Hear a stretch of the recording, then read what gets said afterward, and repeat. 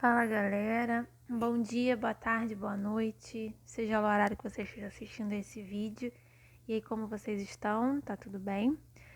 Bom, hoje vamos dar continuidade aí à leitura do livro Mulheres, Raça e Classe, da Angela Davis, maravilhosa, uma publicação da Boitempo, que foi uma indicação aqui do nosso inscrito, o Neto JJ. Então eu já quero pedir, primeiro agradecer ao Neto por essa indicação maravilhosa. E já pedi para você, caso você tenha alguma indicação de livro também que você gostaria de ver aqui no canal, tá bom? Lógico, né? Vou pedir que esteja dentro do tema proposto aqui pelo canal.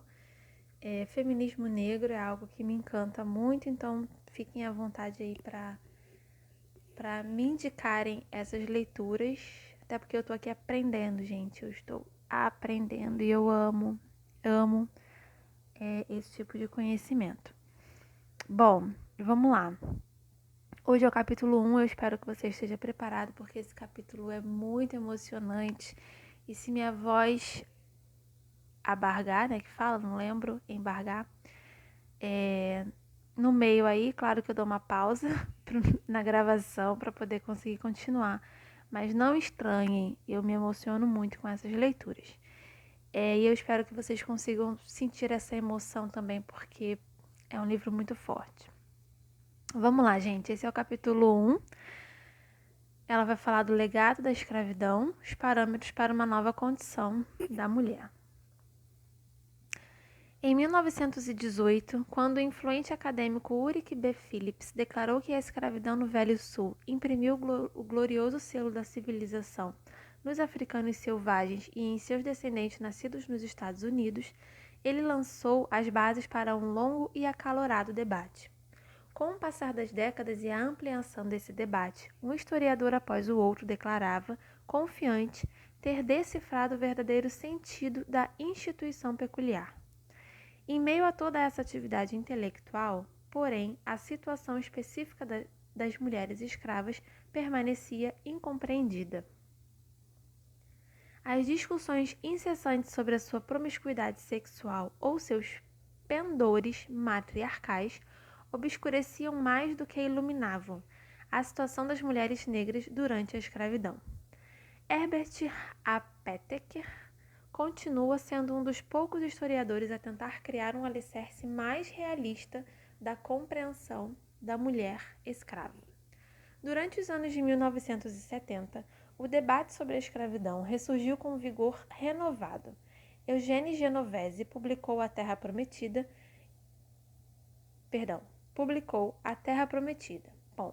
Também foram editados The Slave Community, A Comunidade Escrava, de John Blasigame, O Mal Concebido Tempo Crucificado, do Robert Fogel e Stanley Engerman, e o monumental A Família Negra na Escravidão e na Liberdade, de Herbert Gutmann. Em reação ao ressurgimento desse debate, Stanley Elkins decidiu que era hora de publicar uma edição ampliada de seu estudo Escravidão, de 1959. Nessa onda de publicações, é evidente a ausência de um livro especificamente dedicado à questão das mulheres escravas. Quem entre nós aguardava com ansiedade uma análise séria sobre as mulheres negras durante o período da escravidão permanece até o momento decepcionado. Igualmente decepcionante tem sido a descoberta de que, com exceção do tema tradicionalmente debatido sobre promiscuidade versus casamento e sexo forçado versus sexo voluntário com homens brancos, os autores dessas novas obras têm dado atenção insuficiente às mulheres. O mais esclarecedor de todos esses estudos recentes é a investigação de Herbert Gutmann sobre a família negra. Ao trazer evidências documentais de que a vitalidade da família se mostrou mais forte do que os rigores desumanizantes da escravidão, Gutmann destronou a tese do matriarcado negro popularizada em 1965 por Daniel Moynihan e outros. Ainda assim, como as observações que ele faz sobre as mulheres escravas são geralmente elaboradas para confirmar que elas tinham uma propensão a se tornarem esposas, fica fácil extrair disso a implicação de que elas se diferenciavam de suas congêneres brancas apenas na medida em que suas aspirações domésticas eram frustradas pelas exigências do sistema escravocrata. De acordo com Gutmann, embora as normas institucionalizadas da escravidão concedessem às escravas um alto grau de liberdade sexual antes do casamento, elas terminavam por se casar e constituir famílias com base tanto em suas decisões quanto nas de seus maridos. Os argumentos convincentes e bem documentados de Gutmann contra a tese do matriarcado são extremamente valiosos, mas seu livro seria muito mais contundente se ele tivesse explorado de modo concreto o papel multidimensional das mulheres negras no interior da família e da comunidade escrava como um todo. Se e quando alguém conseguir acabar, do ponto de vista histórico, com os mal-entendidos sobre as experiências das mulheres negras escravizadas, ela ou ele terá prestado um serviço inestimável. Não é apenas pela precisão histórica que um estudo desses deve ser realizado. As lições que ele pode reunir sobre a era escravista trarão esclarecimento sobre a luta atual das mulheres negras e de todas as mulheres em busca de emancipação. Como leiga, posso apenas propor algumas hipóteses que talvez sejam capazes de orientar um reexame da história das mulheres negras durante a escravidão. Proporcionalmente, as mulheres negras sempre trabalharam mais fora de casa do que suas irmãs brancas. O enorme espaço que o trabalho ocupa hoje na vida das mulheres negras reproduz um padrão estabelecido durante os primeiros anos da escravidão. Como escravas, essas mulheres tinham todos os outros aspectos de sua existência ofuscados pelo trabalho compulsório. Aparentemente, portanto, o ponto de partida de qualquer exploração da vida das mulheres negras na escravidão seria uma avaliação de seu papel como trabalhadoras. O sistema escravista definia o povo negro como propriedade, já que as mulheres eram vistas, não menos do que os homens, como unidades de trabalho lucrativas. Para os proprietários de escravos, elas poderiam ser desprovidas de gênero. Nas palavras de um acadêmico, a mulher escrava era antes de tudo uma trabalhadora em tempo integral para seus proprietários e apenas ocasionalmente esposa, mãe e dona de casa. A julgar pela crescente ideologia da feminilidade do século XIX, que enfatizava o papel das mulheres como mães protetoras, parceiras e donas de casas amáveis para seus maridos, as mulheres negras eram praticamente anomalias. Embora as mulheres negras desfrutassem de alguns duvidosos benefícios da ideologia da feminilidade, não raro, presume-se que a típica escrava era uma trabalhadora doméstica, cozinheira, arrumadeira ou mami na casa grande. Pai Tomás e Sambo sempre tiveram como companheiras fiéis tia Jemima e mami, estereótipos que pretendem capturar a essência do papel da mulher negra durante o período de escravidão. Como em geral acontece, porém a realidade se opõe diametralmente ao mito. Tal qual a maioria dos escravos, a maior parte das escravas trabalhava na lavoura, embora nos estados localizados na fronteira entre o norte e o sul dos Estados Unidos, uma quantidade significativa de escravas realizasse trabalhos domésticos e escravas do extremo sul. O verdadeiro núcleo do escravismo eram predominantemente trabalhadoras agrícolas. Por volta de meados do século XIX, 7 em cada 8 pessoas escravizadas, tanto mulheres como homens, trabalhavam na lavoura. Da mesma forma que os meninos eram enviados para o campo ao atingir certa idade, as meninas eram designadas para trabalhar o solo, coletar algodão, cortar cana, colher tabaco. Uma idosa entrevistada durante os anos de 1930 descreveu sua iniciação na lavoura, durante a infância em uma fazenda de algodão do Alabama.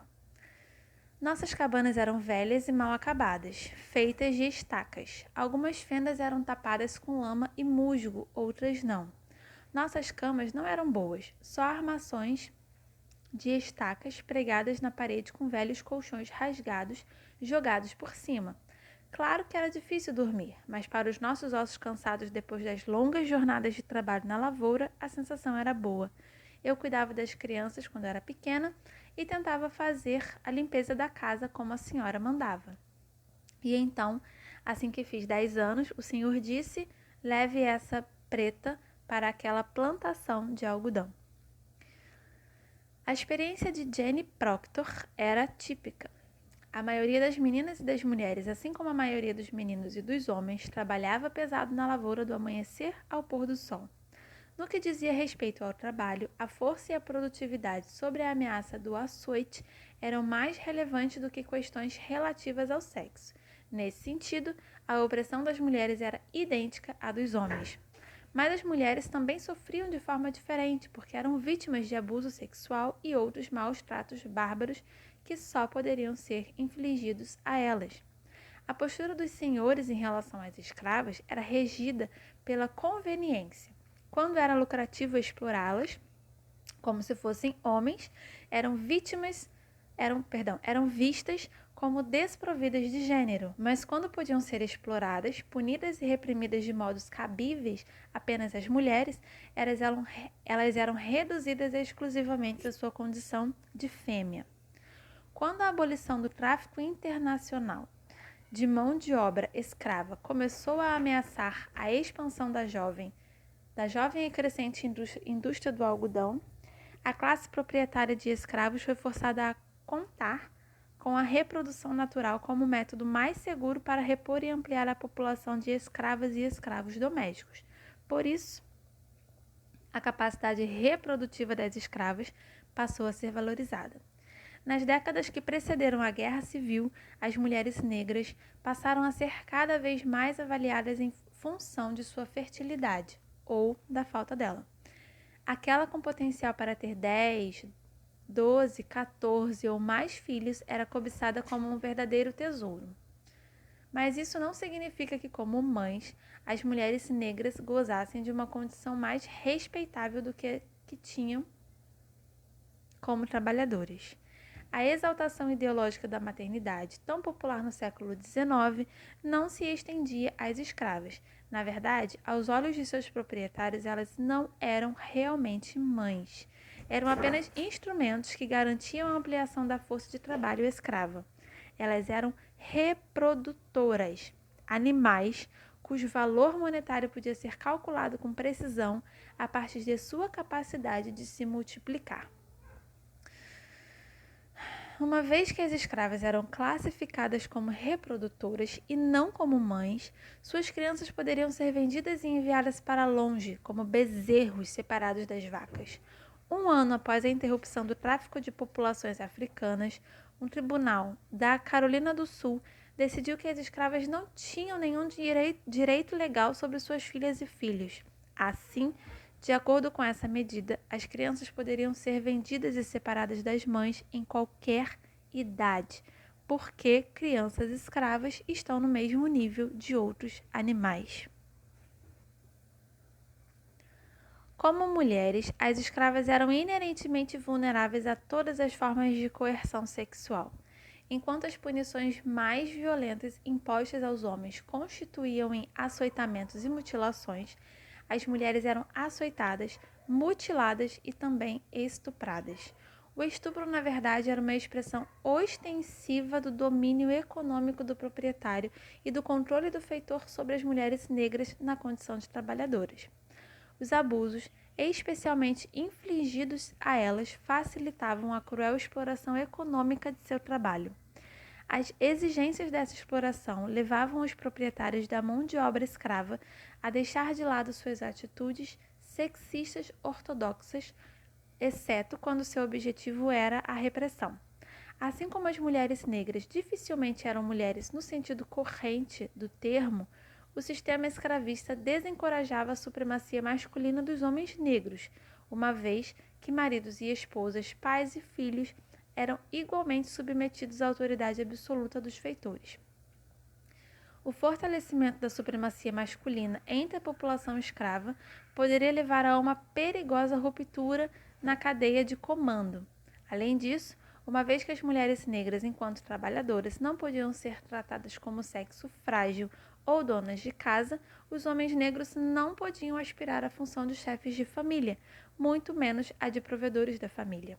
Afinal, homens, mulheres e crianças eram igualmente provedores para a classe proprietária de mão de obra escrava. Nas plantações de algodão, tabaco, milho e cana-de-açúcar, as mulheres trabalhavam lado a lado com seus companheiros. Nas palavras de um ex-escravo, o sino toca às 4 horas da manhã e elas têm meia hora para ficar prontas. Homens e mulheres começam juntos e as mulheres devem trabalhar com o mesmo afinco e realizar as mesmas tarefas que os homens. A maioria dos proprietários utilizava um sistema de cálculo do rendimento do trabalho escravo com base nas taxas médias de produtividade exigida. As crianças, assim, eram frequentemente consideradas um quarto de força de trabalho.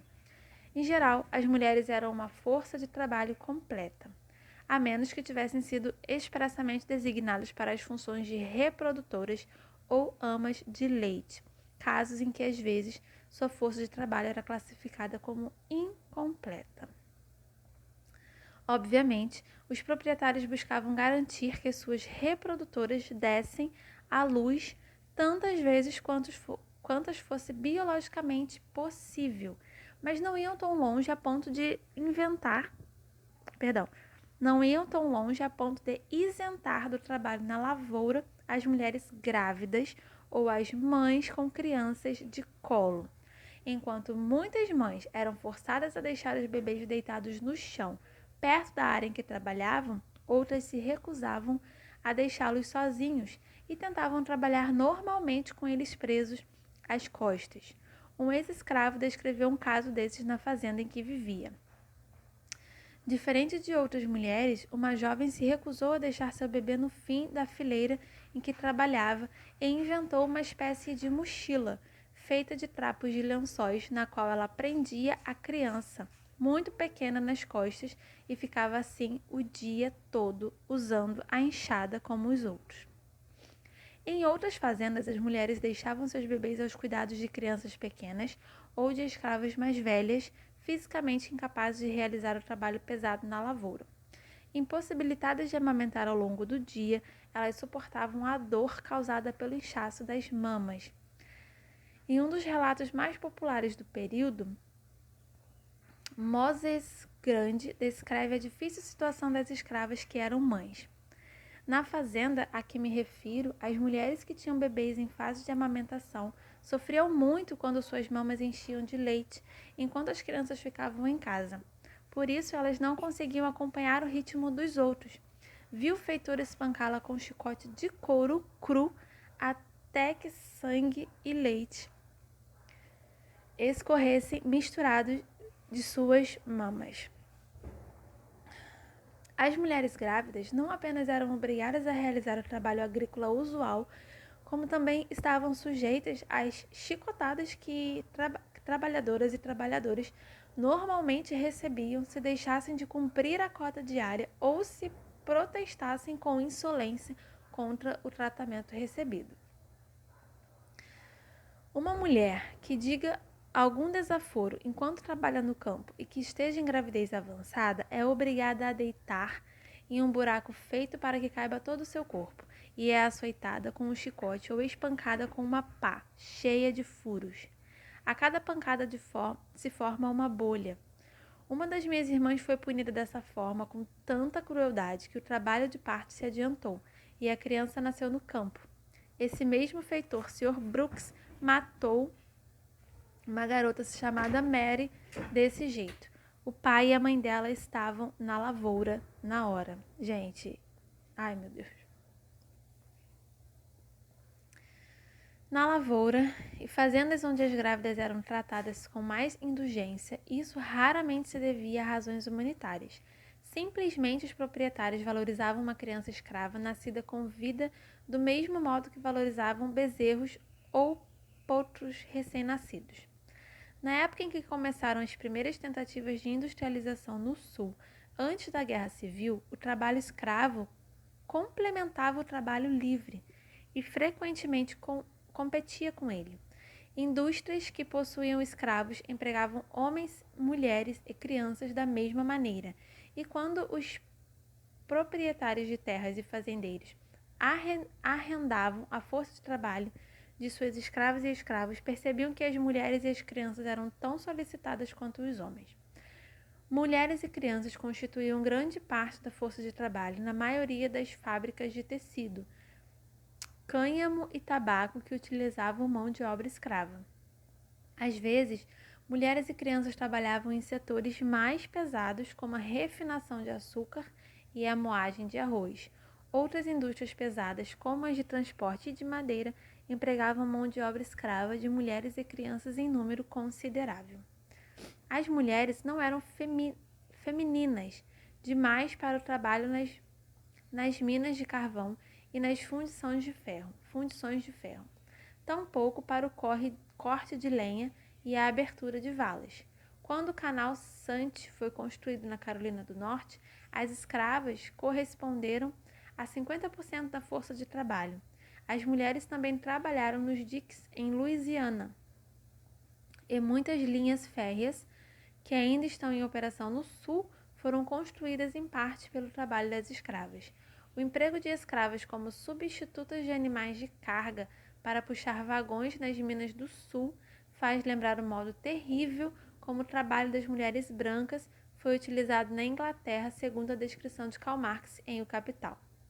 Na Inglaterra, ocasionalmente ainda se utilizam, em vez de cavalos, mulheres para puxar e etc. Os barcos nos canais, porque o trabalho exigido para a produção de cavalos e máquinas é uma quantidade matematicamente dada, ao passo que o exigido para a manutenção das mulheres da população excedente está abaixo de qualquer cálculo. Como seus colegas britânicos, os industriais do Sul não faziam segredo das razões que os motivavam a empregar mulheres em seus empreendimentos. As escravas eram muito mais lucrativas do que os trabalhadores do sexo masculino, tanto livres quanto escravos. Seu custo de exploração e manutenção é menor do que o de homens no auge da força. Obrigadas pelos senhores de escravos a trabalhar de modo tão masculino quanto seus companheiros, as mulheres negras devem ter sido profundamente afetadas pelas vivências durante a escravidão. Algumas, sem dúvida, ficaram abaladas e destruídas, embora a maioria tenha sobrevivido e, nesse processo, adquirido características consideradas tabus pela ideologia da feminilidade do século XIX. Um viajante daquela época observou escravas e escravos que voltavam para casa após o trabalho no campo, no Mississippi, e relatou que o grupo incluía 40 das maiores e mais fortes mulheres que já vi juntas. Todas vestiam um uniforme simples, xadrez azulado, suas pernas estavam nuas e os pés descalços. Elas tinham uma postura altiva, cada uma com uma enxada no ombro, e caminhavam com um passo livre e firme como soldados, em marcha. Embora seja pouco provável que essas mulheres estivessem expressando orgulho pelo trabalho realizado sob o constante ameaça do açoite, elas deviam ter consciência de seu enorme poder, sua capacidade de produzir e criar. Como diz Marx, o trabalho é o fogo vivo conformador, a transitoriedade das coisas, sua temporalidade como sua conformação pelo tempo vivo. É possível, claro, que as observações desse viajante estivessem contaminadas pela variedade paternalista do racismo, mas se não for esse o caso, essas mulheres podem ter aprendido a extrair das circunstâncias opressoras de sua vida a força necessária para resistir à desumanização diária da escravidão. A consciência que tinham de sua capacidade ilimitada para o trabalho pesado pode ser dado a elas a confiança em sua habilidade para lutar por si mesmas, sua família e seu corpo. Quando as tentativas pré-guerra civil de estabelecer o sistema fabril nos Estados Unidos deram espaço a uma aposta agressiva na industrialização, a experiência de realizar um trabalho produtivo foi roubada de muitas mulheres brancas. As fábricas textéis tornaram obsoletas sua máquina de fiar. A parafernália que usavam para fazer velas se tornou acervo de museu, assim como várias outras ferramentas que as ajudavam a produzir os artigos necessários à sobrevivência de sua família. À medida que a ideologia da feminilidade, um subproduto da industrialização, se popularizou e se disseminou por meio das novas revistas feministas e dos romances, as mulheres brancas passaram a ser vistas como habitantes de uma esfera totalmente separada do mundo do trabalho produtivo. A clivagem entre economia doméstica e economia pública, provocada pelo capitalismo industrial, instituiu a inferioridade das mulheres com mais força do que nunca. Na propaganda vigente, mulher se tornou sinônimo de mãe e dona de casa, termos que carregavam a marca final da inferioridade. Mas entre as mulheres negras escravas, esse vocabulário não se fazia presente. Os arranjos econômicos da escravidão contradiziam os papéis sexuais hierárquicos incorporados na nova ideologia. Em consequência disso, as relações homem-mulher no interior da comunidade escrava não podiam corresponder aos padrões da ideologia dominante. Muito tem sido dito sobre o modo como os proprietários de escravos definiam a família negra, uma estrutura biológica matrilocal. Os registros de nascimento em muitos latifúndios omitiam o nome do pai, contendo apenas a mãe da criança. Por todo o sul, as legislações estaduais adotavam o princípio do partus sequitur ventrem. A criança herda a condição de escrava da mãe. Essas eram imposições dos proprietários, eles mesmos pais de muitas crianças escravas. Mas seriam essas também as normas pelas quais escravas e escravos regiam seus próprios relacionamentos domésticos? A maioria das análises históricas e sociológicas sobre a família negra durante a escravidão presume simplesmente que a recusa do senhor de reconhecer a paternidade entre seus escravos se converteu de forma direta em um arranjo familiar matriarcal criado pela própria população escravizada. O notório estudo Negro Family, Família Negra, feito pelo governo em 1965 e popularizado com o título Relatório Moynihan, relacionava diretamente os problemas sociais e econômicos da comunidade negra da época à suposta estrutura familiar matriarcal. Essencialmente, escreveu Daniel Moynihan, a comunidade negra tem sido forçada a uma estrutura matriarcal que, por estar em desacordo com o restante da sociedade estadunidense, atrasa seriamente o progresso do grupo como um todo, impõe um peso esmagador sobre o homem negro e, em consequência disso, também sobre um grande número de mulheres negras. De acordo com a tese do relatório, a origem da opressão era mais profunda do que a discriminação racial que produziu desemprego, habitação de má qualidade, educação inadequada e atendimento médico precário. Sua raiz era descrita como um emaranhado de patologias que resultava da ausência de autoridade masculina entre o povo negro. O polêmico final do relatório Moynihan era um apelo à introdução dessa autoridade, no sentido da supremacia masculina, é claro, na família negra e na comunidade como um todo. Um dos apoiadores liberais de Moynihan, o sociólogo Lee Highwater, discordava das soluções recomendadas pelo documento. No lugar delas, Highwater propunha a criação de empregos, maiores salários e outras reformas econômicas. Chegou a encorajar protestos e manifestações frequentes por direitos civis. No entanto, como a maioria dos sociólogos brancos e também alguns negros, ele reiterava a tese de que a escravidão havia de fato destruído a família negra. Como resultado, ao povo negro supostamente só restava a família matriarcal, que enfatizava a primazia da relação entre a mãe e a criança e apenas laços frágeis com o homem. Segundo ele, hoje, em muitos casos, os homens não têm uma verdadeira casa. Eles se mudam de uma família onde estabelecem laços sexuais ou de parentesco para outra. Vivem em hotéis baratos ou pensões, passam todo o tempo em instituições. Não são integrantes da família nas únicas casas que possuem: a casa de sua mãe ou a de sua companheira. Nem Moynihan nem Hiawatha inventaram a teoria da deterioração interna da família negra devido à escravidão.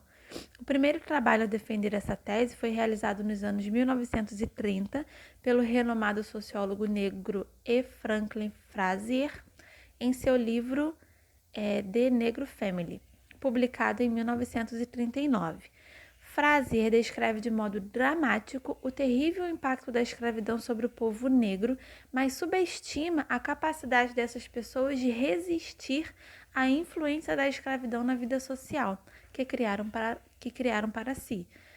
Frazier também interpretou mal o espírito de independência e de autossuficiência que as mulheres negras desenvolveram por necessidade e por isso lamentou o fato de que nem a necessidade econômica nem a tradição incutiram na mulher negra o espírito de subordinação à autoridade masculina.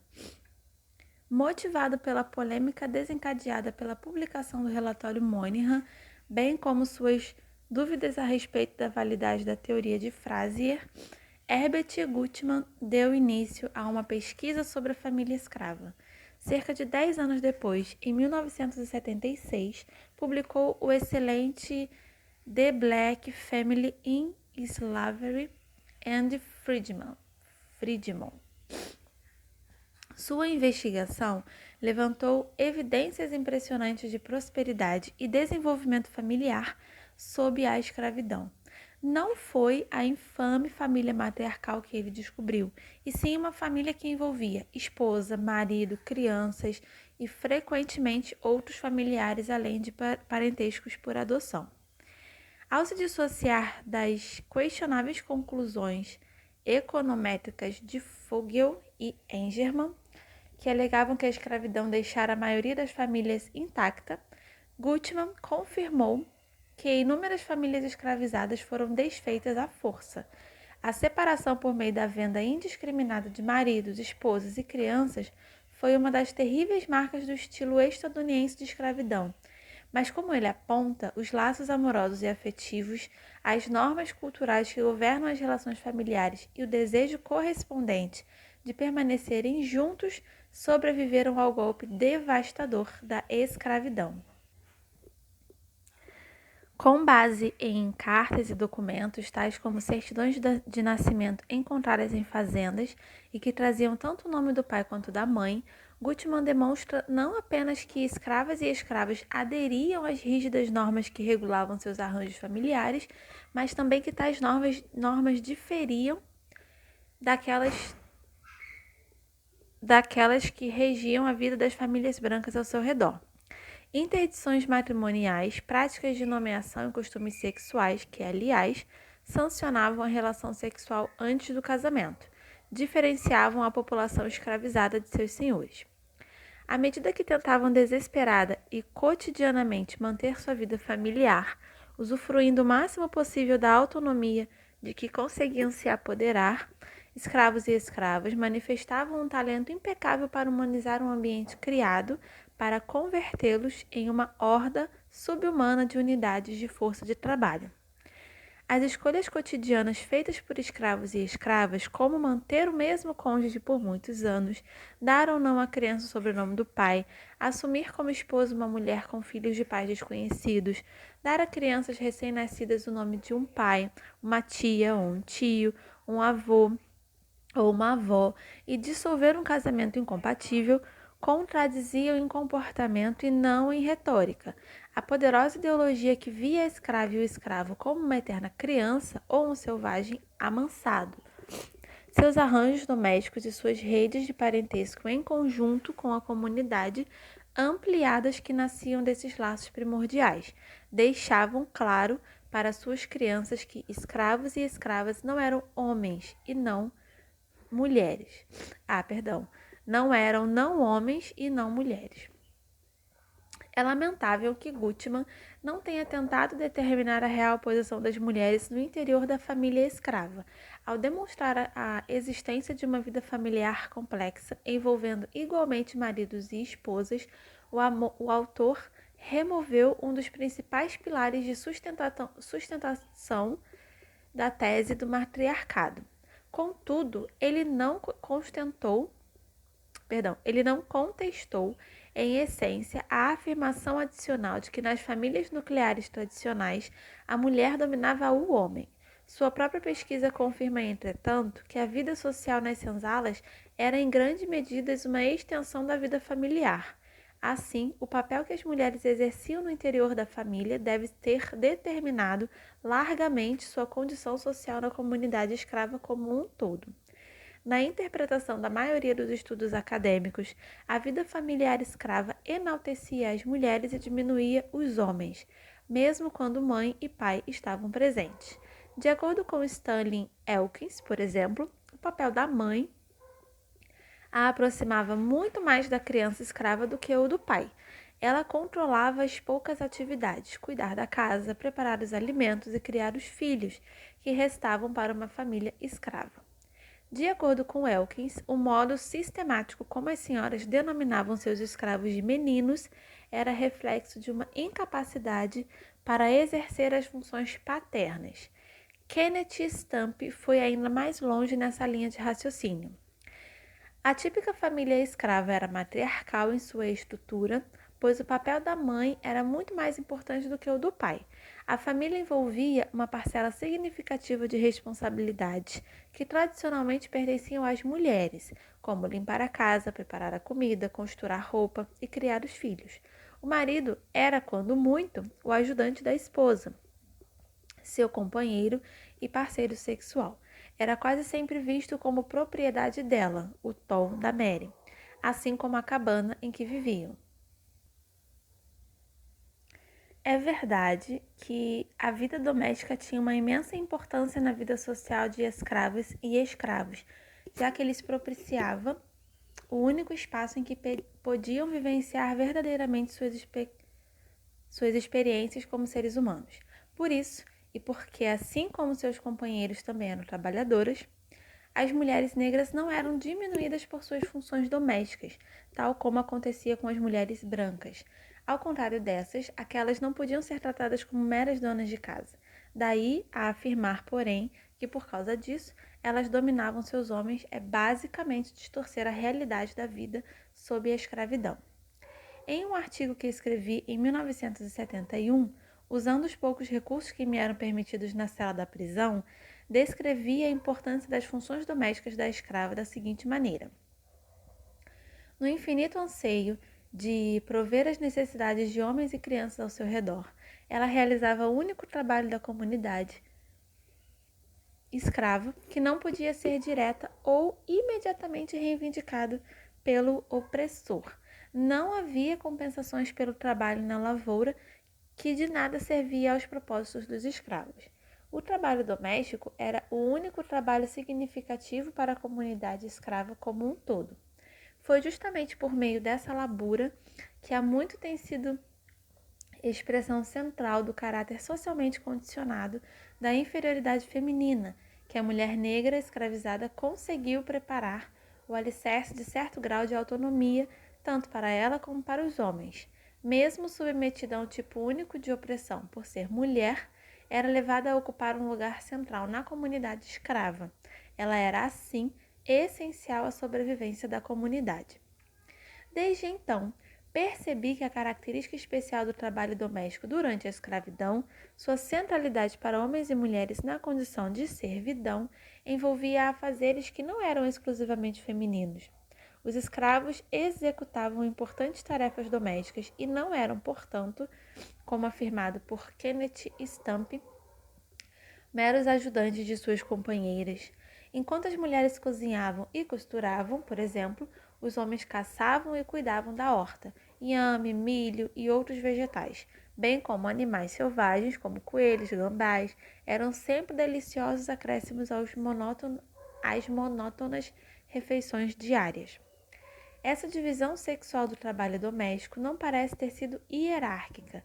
As tarefas dos homens certamente não eram nem superiores nem inferiores ao trabalho realizado pelas mulheres. Ambos eram igualmente necessários. Além disso, ao que tudo indica, a divisão de trabalho entre os sexos nem sempre era rigorosa. Às vezes, os homens trabalhavam na cabana e as mulheres podiam cultivar a horta ou mesmo participar da caça.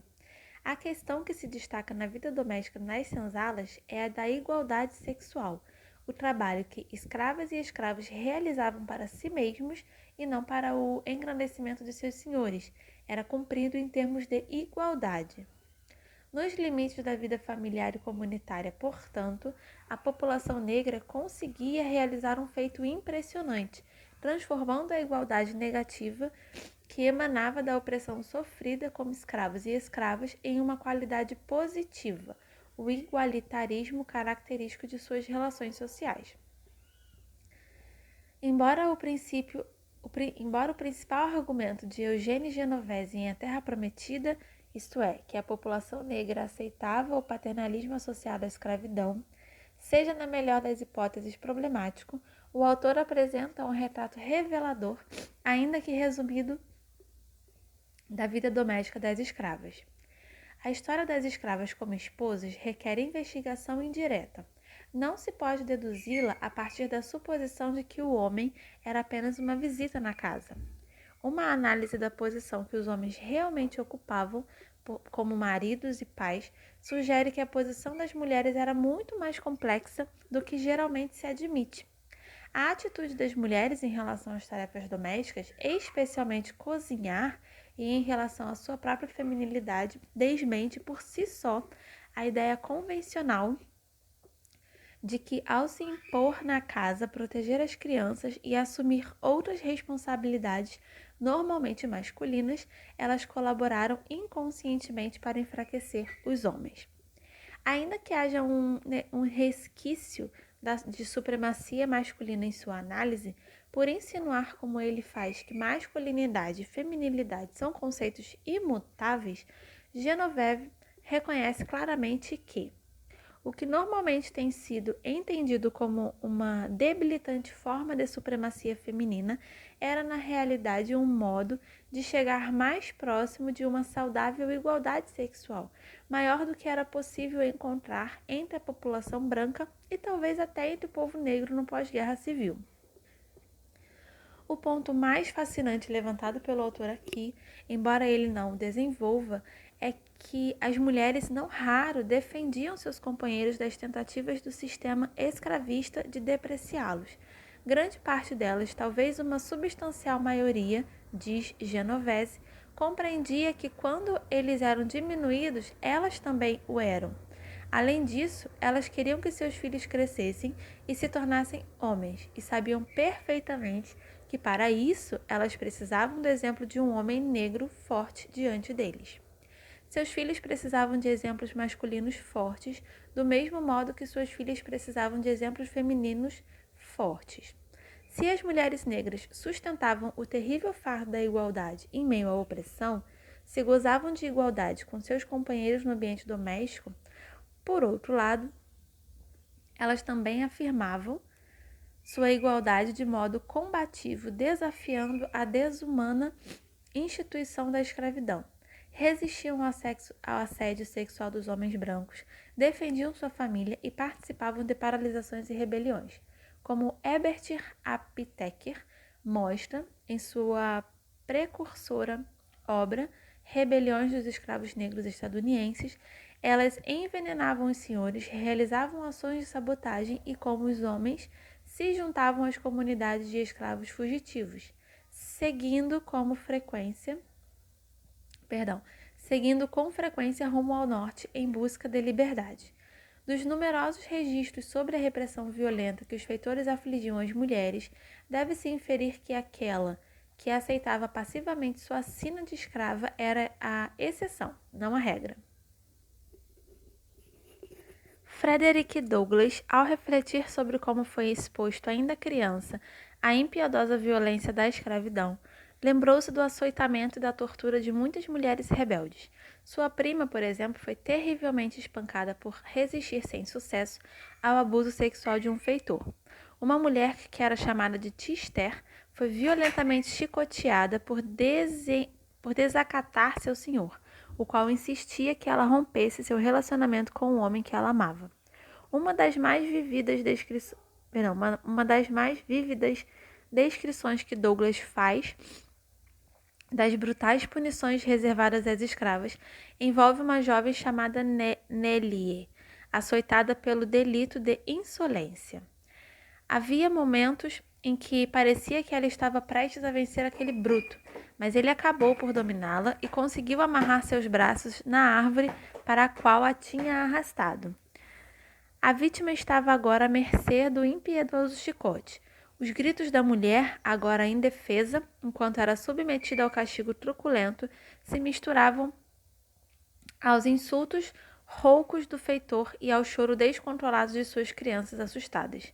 Quando a pobre mulher foi desamarrada, suas costas estavam cobertas de sangue.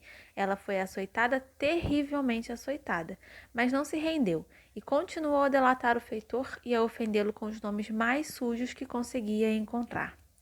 Douglas acrescenta que duvidava que esse feitor tenha tentado açoitar Nellie novamente. Assim como Harriet Tubman, muitas mulheres fugiram da escravidão indo para o norte.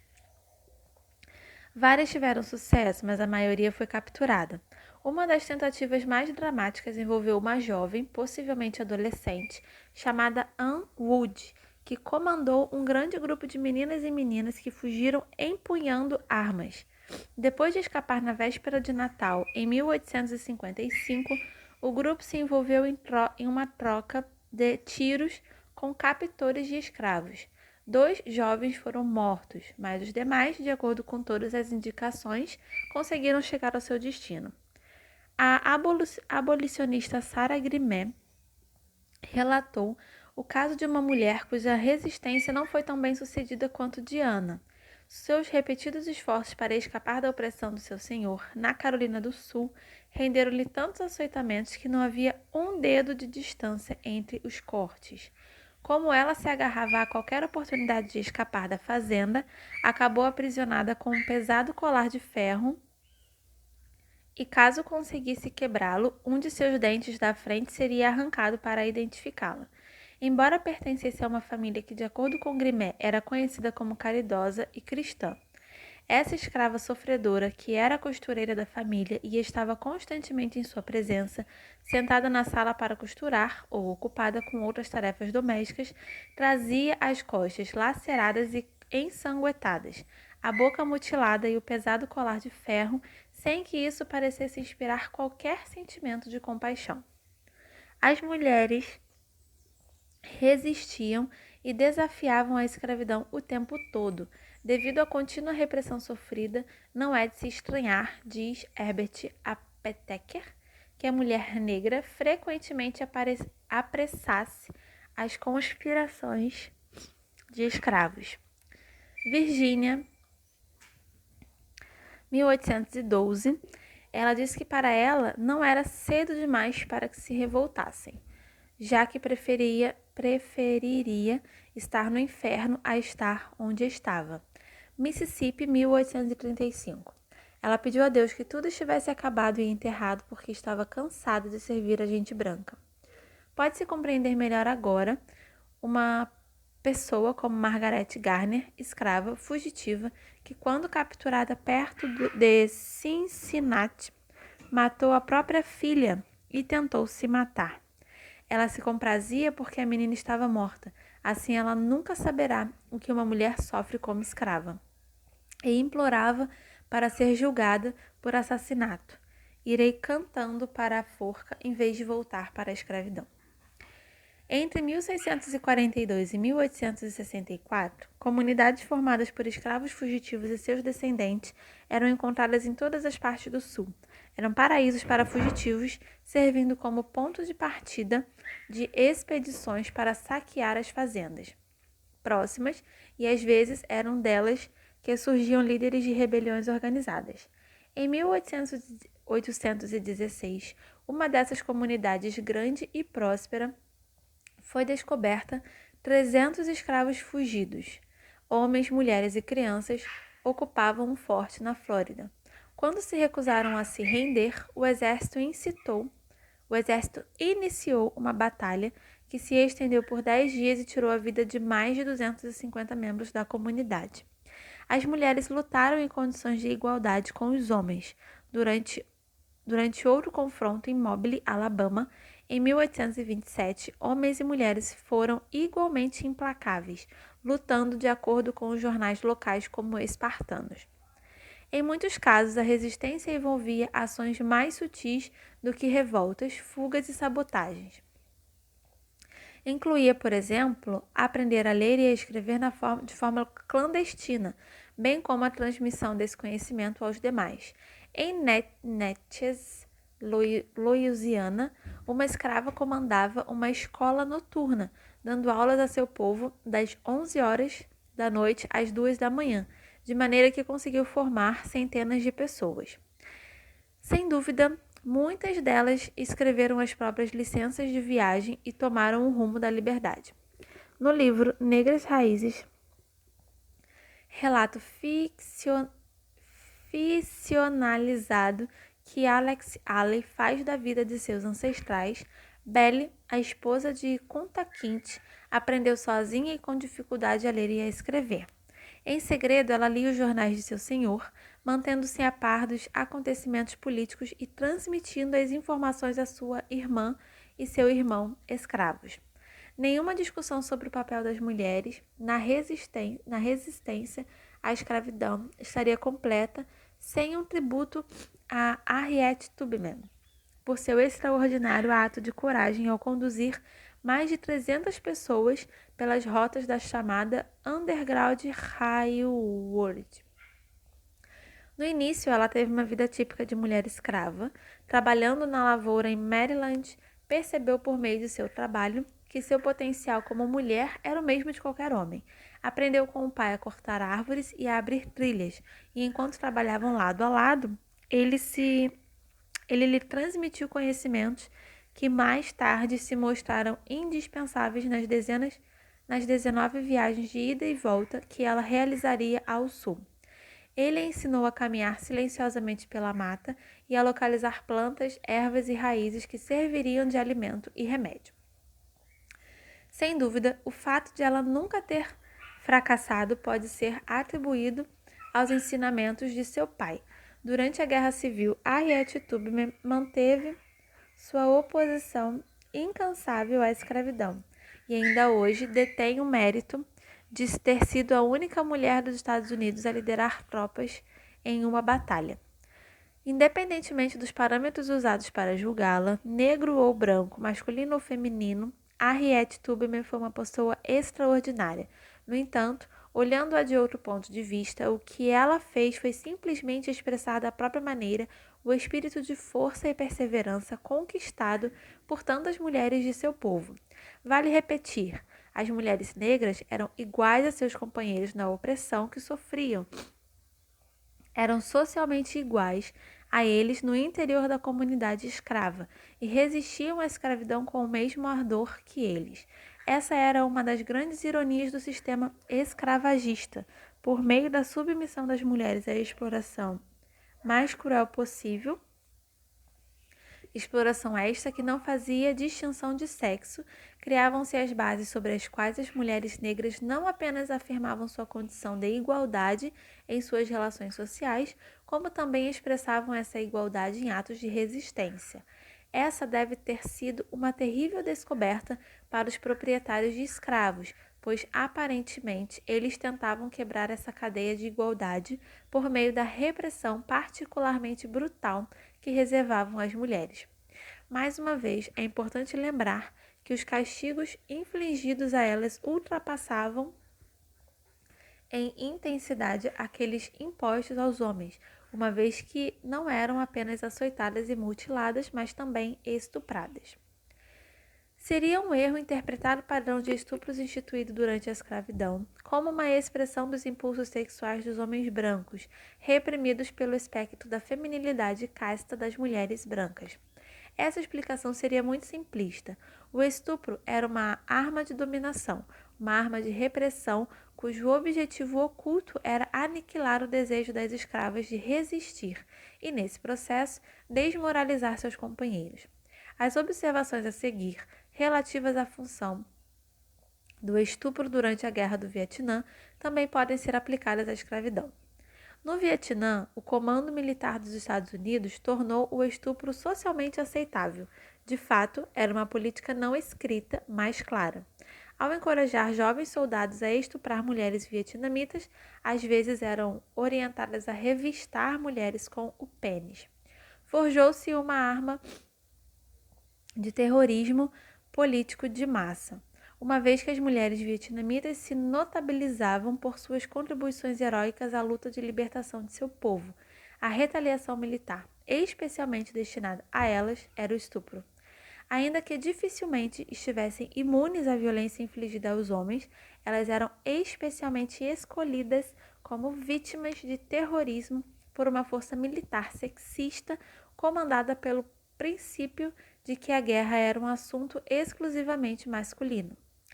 Vi um franco-atirador disparar contra uma mulher, um dos nossos franco-atiradores, contou um soldado. Quando nos aproximamos, ela estava pedindo água e o tenente mandou matá-la. Então ele arrancou as roupas dela, eles a esfaquearam nos 2 seios, afastaram seus braços e pernas e enfiaram uma ferramenta de cavar trincheiras em sua vagina. Depois retiraram a ferramenta e fizeram o mesmo com um galho de árvore e então atiraram nela. Meu Deus.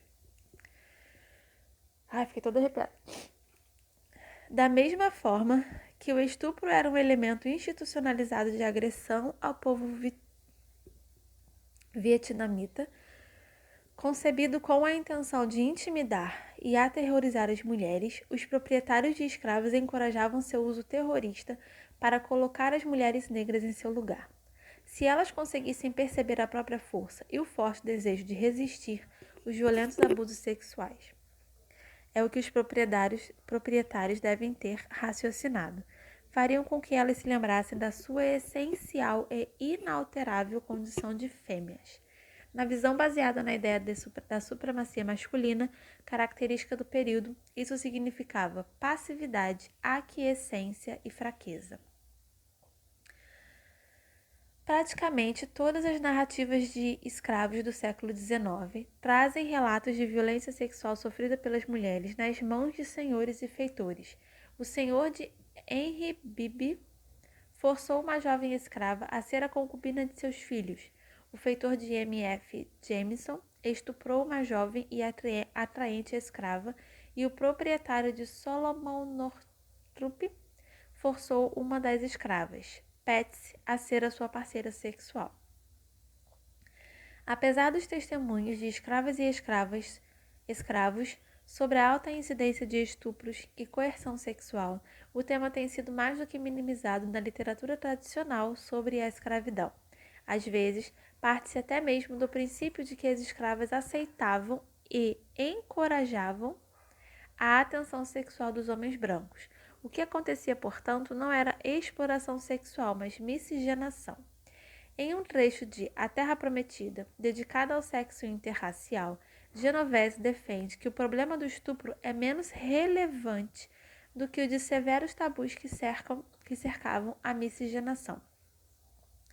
Muitos homens brancos, diz o autor, que começaram a se relacionar com uma jovem escrava em uma atitude de exploração sexual, acabaram se apaixonando por ela e pela criança que ela teve. O aspecto trágico da miscigenação, portanto, não reside em sua desintegração em luxúria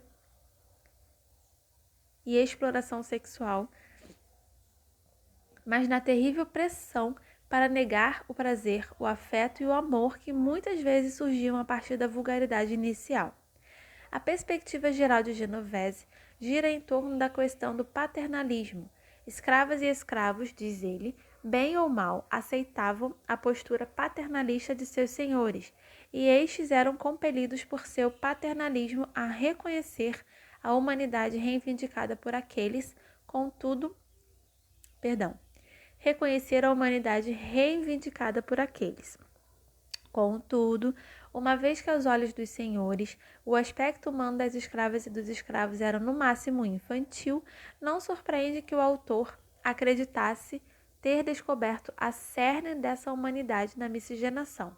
O que ele não consegue entender é que dificilmente havia uma base para prazer, afeto e amor, quando os homens brancos, por sua imposição econômica, tinham acesso ilimitado ao corpo das mulheres negras. Era enquanto opressores, ou no caso dos que não possuíam escravos, enquanto agentes de dominação, que os homens brancos se aproximavam do corpo delas. Genovese deveria ter lido Corregidora, romance escrito pela jovem negra Gaius Jones, que narra o empenho de várias gerações de mulheres em preservar as provas dos crimes sexuais cometidos durante a escravidão. E Franklin Frazier pensou ter encontrado na miscigenação a conquista cultural mais importante do povo negro durante a escravidão. O senhor em sua mansão e sua amante de cor em uma casa especial nas proximidades representavam o triunfo absoluto do ritual social diante da existência dos mais profundos sentimentos de solidariedade humana. Ao mesmo tempo, contudo, ele não podia simplesmente ignorar o grande número de mulheres que não se submetiam sem lutar. Algumas vezes, a coação física era necessária para garantir a submissão por parte das mulheres negras, o que é corroborado por evidências históricas e mantido pela tradição das famílias negras. O autor cita a história de uma mulher cuja bisavó sempre descrevia com fervor as lutas que lhe renderam as numerosas cicatrizes de seu corpo, mas havia uma marca que ele se recusava a explicar, dizendo sempre que, questionada a respeito, homens brancos são baixos como cães, menina, fique longe deles. Depois que ela morreu, o mistério foi finalmente desvendado. Ela adquirira aquela cicatriz pelas mãos do filho caçula de seu proprietário, um menino de uns 18 anos, com quem teve uma filha, minha avó, Ellen. As mulheres brancas que se uniam ao movimento abolicionista ficavam particularmente indignadas com os abusos sexuais sofridos pelas mulheres negras. Militantes das associações feministas anti-escravagistas sempre contavam histórias dos estupros brutais sofridos pelas escravas quando exortavam as mulheres brancas a defender suas irmãs negras. Embora tenham colaborado de forma inestimável para a campanha anti-escravagista, as mulheres brancas quase nunca conseguiam compreender a complexidade da situação da mulher escrava. As mulheres negras eram mulheres de fato, mas suas vivências durante a escravidão, trabalho pesado ao lado de seus companheiros, igualdade no interior da família, resistência, açoitamentos e estupros, as encorajavam a desenvolver certos traços de personalidade que as diferenciavam da maioria das mulheres brancas. Uma das obras mais populares da literatura abolicionista é A Cabana do Pai Tomás, de Harriet Beecher Stowe, livro que reuniu um grande número de pessoas, e mais mulheres do que nunca, em torno da causa anti-escravista. Abraham Lincoln chegou a se referir casualmente à autora como a mulher que deu início à Guerra Civil. Ainda assim, a enorme influência exercida pelo livro não consegue compensar o modo distorcido como apresenta a vida escrava. A principal personagem feminina é uma caricatura da mulher negra, uma transposição ingênua para a comunidade escrava da figura materna tal qual concebida pela sociedade branca e exaltada pela propaganda cultural do período. Elisa é a encarnação da maternidade branca, mas com um rosto negro, ou melhor, com um rosto quase branco, uma vez que ela possui um quarto de sangue negro em suas veias. Talvez a esperança de Stowe fosse que as mulheres brancas, ao ler seu livro, se identificassem com Elisa. Elas poderiam apreciar a superioridade da sua moral cristã, seus inabaláveis instintos maternos, sua delicadeza e sua fragilidade, já que essas eram as qualidades que as mulheres brancas eram ensinadas a cultivar em si mesmas. Assim como a brancura de Elisa permitia transformá-la em uma síntese da figura materna, seu marido, George, cujos ancestrais também eram predominantemente brancos, era o mais próximo de um homem no sentido ortodoxo da supremacia masculina, que qualquer homem negro poderia vir a ser no livro. Ao contrário do pai Tomás, que é caseiro, condescendente e infantil, Jorge é ambicioso, inteligente, letrado e, o mais importante, detesta a escravidão com fervor insaciável. Quando logo no início do livro, Jorge decide fugir para o Canadá, Elisa, em sua pureza de criada doméstica protegida no lar, fica extremamente assustada com o ódio desmedido do marido pela escravidão. Elisa estremeceu e não disse nada. Ela nunca tinha visto o marido naquele estado e seus princípios éticos pacíficos pareceram ruir diante da força de tanto entusiasmo. Elisa quase não percebe a injustiça generalizada da escravidão. Sua subserviência feminina a incita a entregar-se ao seu destino de escrava e às vontades de seu senhor e de sua senhora, bons e gentis. Somente quando sua condição de mãe é ameaçada, ela encontra forças para se erguer e lutar. Como uma mãe que se descobre capaz de levantar um carro se uma de suas crianças estiver presa embaixo dele, Elisa vivencia um surto de poder materno quando descobre que seu filho será vendido. Os problemas financeiros de seu gentil senhor fazem com que ele venda pai Tomás e o filho de Elisa, Harry, apesar, é claro, dos apelos compadecidos e maternais de sua esposa. Elisa pega Harry e instintivamente foge, porque acima de tudo estava o amor materno transformado pela agonia extrema de sentir um terrível perigo se aproximando. A coragem de Elisa como mãe é fascinante.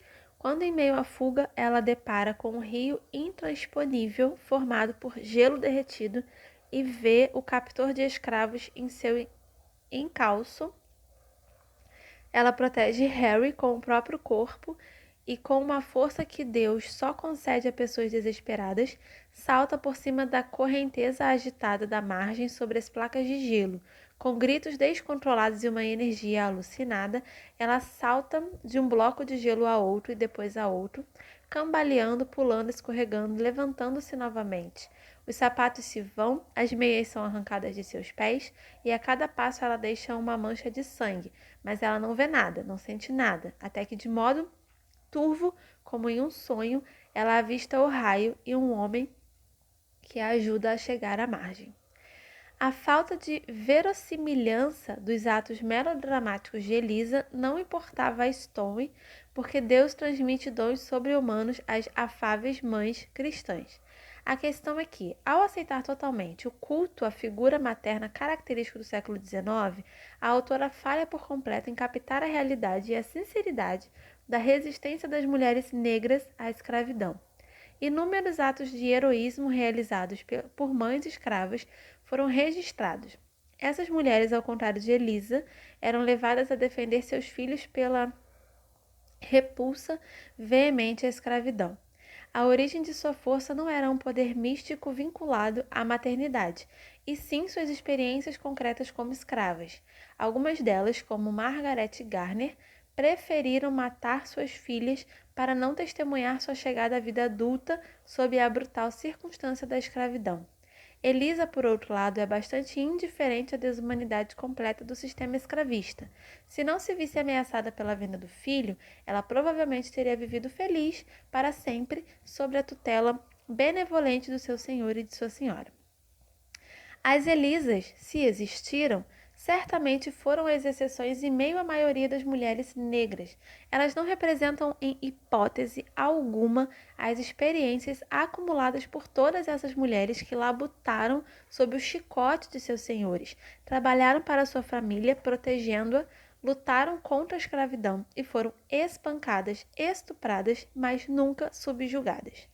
foram essas mulheres que transmitiram para suas descendentes do sexo feminino, nominalmente livres, um legado de trabalho duro, perseverança e autossuficiência, um legado de tenacidade, resistência e insistência na igualdade sexual. Em resumo, um legado que explicita os parâmetros para uma nova condição da mulher. E é isso, gente. Capítulo 1 já é um capítulo super emocionante. Aqui abaixo vem as notas, né, que ela vai selecionando lá no texto, no capítulo. E aí eu não vou ler as notinhas não, tá? O próximo, me diz aí o que você achou desse capítulo primeiro, eu me emocionei bastante. Muito forte esse capítulo aí. E o livro inteiro, certamente, é desse jeito. Bom, obrigada pela sua presença até aqui. O próximo vídeo é o capítulo 2. Ela vai falar do movimento anti-escravista e as origens dos direitos das mulheres. Curta, compartilha, comenta, se inscreve no canal. Obrigada pela sua presença e até o próximo vídeo. Um beijão. Tchau, tchau.